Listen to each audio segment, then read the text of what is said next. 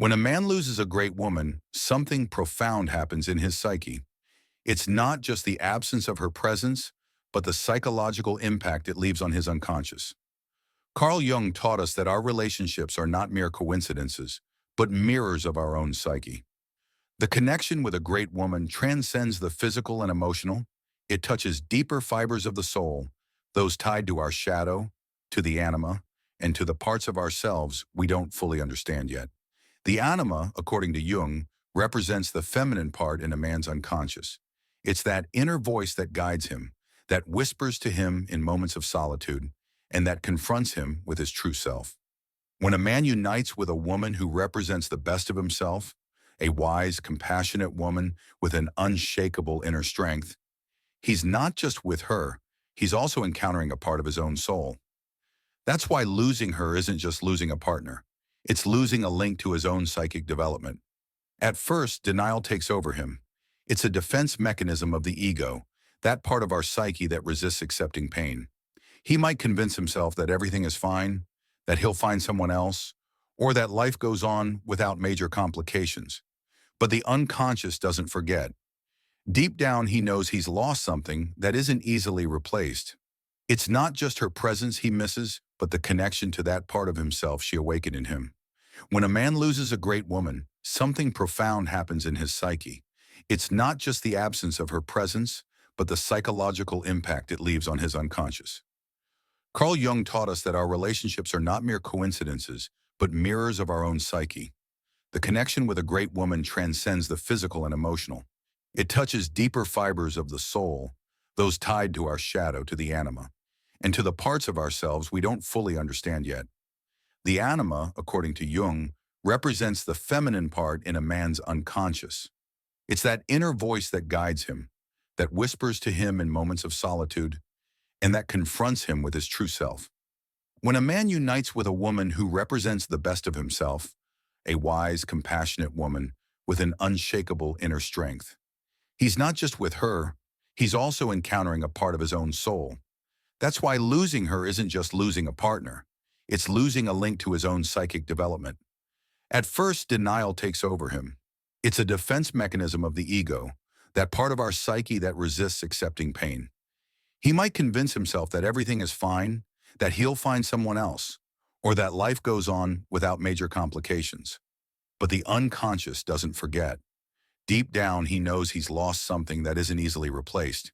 It's not just her presence he misses, but the connection to that part of himself she awakened in him. And here's where the real transformation happens. Because the loss isn't the end, it's the start of a deep metamorphosis. If the man chooses the path of growth, if he accepts the discomfort of facing his own shadows, then her absence becomes a catalyst for his evolution. He becomes more aware of his patterns, his fears, the emotional barriers he didn't want to see before. The loss, instead of just being an emptiness, turns into an opportunity to be reborn with greater clarity and depth. This process doesn't happen overnight. The unconscious doesn't rush. It doesn't respond to the ego's will.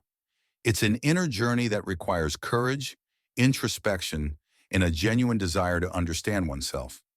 But those who have the bravery to face it emerge as different men with a broader perspective on love, relationships, and life itself. Before moving on, I want to tell you that my book is now available. It's full of advice and techniques to help you overcome emotional blocks and love yourself more. Find the link in the description and in the pinned comment. We continue. The transformation process after losing a great woman isn't linear or predictable. There are moments of clarity when the man thinks he's moved on, but then come moments of doubt, of deep nostalgia that drag him to the darkest corners of his mind. Jung taught us that the psyche is a vast ocean, where memories, repressed desires, and unresolved emotions float in the unconscious, waiting for the moment to surface. The loss of a great woman isn't just a breakup with someone else. It's a clash with his own shadow, that hidden part of the self that holds everything he doesn't want to acknowledge. Weaknesses, fears, past wounds. Her presence served as a mirror, reflecting aspects of his own essence he might never have noticed or avoided facing. When she leaves, the mirror disappears, and with it, the chance to keep projecting the image of what he could be, forcing him to confront his inner reality. At this point, the man's mind enters a silent struggle. The ego, the part of the psyche that clings to the identity he's built, will try to justify what happened with excuses. He'll tell himself she wasn't for him, that things just didn't work out, that there are more options out there. But the unconscious has another answer. And here's where the signs start to appear. He might suddenly feel an inexplicable attraction to things that didn't interest him before, like a song they used to listen to together, a scent that takes him back to a specific moment, or even recurring dreams where her presence is undeniable. These aren't mere coincidences. They're manifestations of the unconscious, pushing him to understand what really happened. Jung spoke of synchronicity, the connection between external events and the psyche's inner state. When a man starts noticing that memories of her seem to follow him in unexpected ways, it's not by chance. It's his unconscious trying to teach him something he hasn't yet grasped. At this point, he has two choices. Keep denying these signs and live with an inexplicable void, or stop and face what he really feels. But the latter is hard because it means accepting that it wasn't just her who left, but a part of him that could only exist by her side. It's the feeling that, though the world keeps turning, something inside him has stopped, waiting to be recognized. It's not just the love that hurts. It's the revelation that some connections are more than simple relationships. They're encounters meant to change a person's psyche, to push them toward their own evolution, to make them look inward and ask who they really are. If a man lets this experience transform him, he'll start to realize that the loss isn't just suffering. It's a gateway to a deeper level of understanding about himself and the nature of his relationships. What he really misses isn't just her, but the version of himself that existed when he was with her. A version that maybe hasn't reappeared since she left. And here arises the question his unconscious keeps asking. Did that part of him disappear with her? Or has it always been there, waiting to be integrated more consciously? This is where the real journey begins, not toward recovery, but toward self-discovery. The shadow she revealed is still inside him, waiting to be understood, accepted, and integrated. Jung said that the process of individuation isn't about eliminating what hurts us, but learning to live with it and turn it into wisdom. This is just the beginning of the path. The man who has lost a great woman still has a long road ahead, but if he dares to face it, he'll discover that the true loss isn't of someone else, but of himself when he refuses to learn from his experiences. When a man loses a great woman, his mind tries to cling to the familiar. It searches in memories, in small details, in moments etched into his unconscious. At first, he tries to rationalize the loss, telling himself everything happens for a reason, that time will heal all, that what happened was inevitable. But the unconscious doesn't operate under the ego's logic. Deep in his being, something tells him that what he's lost is more than a relationship. Her image lingers in his mind, not just because he misses her, but because she represented something within him he can't yet define. Jung spoke of the anima as the feminine archetype within a man, that energy connecting him to his emotional side, his intuition, the aspects of his psyche he usually ignores. A great woman isn't just a companion. She's the external manifestation of that part of his own unconscious. That's why her loss feels like an unfillable void. He might seek refuge in new relationships, fleeting distractions, or the routine that keeps him busy. But in moments of solitude, when the external noise fades, his unconscious keeps speaking. He realizes her image doesn't leave, that her memory doesn't dissolve with time, but transforms into a silent presence, accompanying every experience. On some level, he knows he hasn't gotten over what happened because the lesson hasn't been learned yet. The pain of the loss isn't just nostalgia. It's the unconscious calling him to integrate what that woman represented in his life. The real reason her absence weighs so heavily is that, deep down, she was a reflection of what he could be if he dared to look inside himself. He admired her because he saw in her qualities he wanted to develop in his own psyche, her strength, her clarity, her ability to love deeply. It wasn't just her presence that gave him meaning, but what she awakened in him. When a man loses a great woman, he often wonders if she misses him too, if she thinks of him with the same intensity, if she feels the same void. But that's not the right question. The real question isn't whether she remembers him, but what he's done with the experience of having her in his life. Because if he only sees her as someone who was by his side and then left, he's missed the chance to understand the purpose of their connection. The most meaningful relationships aren't meant to last forever, but to transform. Her presence in his life wasn't accidental. It was the result of an inner process that led him to attract her, to connect with her on a level beyond the superficial. But if he doesn't seize it, if he only clings to the pain of her absence without understanding what she showed him about himself, then he'll have wasted the growth opportunity life gave him. Jung taught us that the unconscious guides us constantly through symbols, dreams, and experiences that repeat until we grasp their message. If a man keeps finding women who don't compare to the one he lost, if he feels no later relationship has the same depth, it's because his unconscious is still working with her image, trying to make him understand what he needs to integrate into himself. It's not about finding someone like her, but discovering what part of him still hasn't developed, what aspects of his psyche resonated with her that he hasn't fully incorporated into his life. Losing a great woman isn't just losing someone he loved. It's losing the chance to see himself more clearly, to understand what parts of his being still need to evolve, to integrate the lessons that connection left him. If a man truly wants to move forward, he shouldn't seek to replace her, but to understand why her presence was so significant in the first place. The answer isn't in her, it's in him. Time passes, but the impact she left on his life doesn't vanish. He might try to convince himself he's moved on, that her absence no longer weighs, that he's found new distractions or even new relationships.